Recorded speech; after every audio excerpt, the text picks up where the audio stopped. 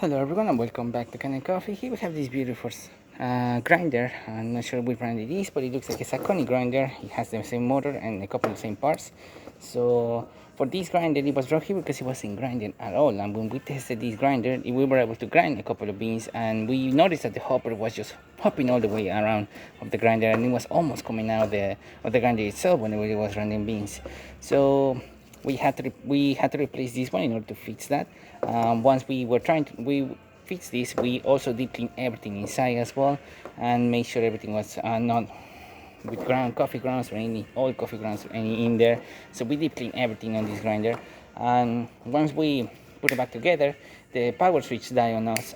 This thing is no longer making a connection between these ports and these ports. This is where the power actually goes inside. So these two wires that you see right here actually go into these electrical connections, and they transfer the power to the grinder from through here.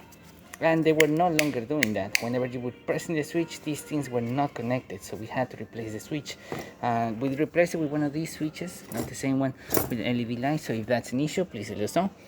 We'll have to order this one from our supplier. So right now the grinder works really good with the switch itself or with the grind itself.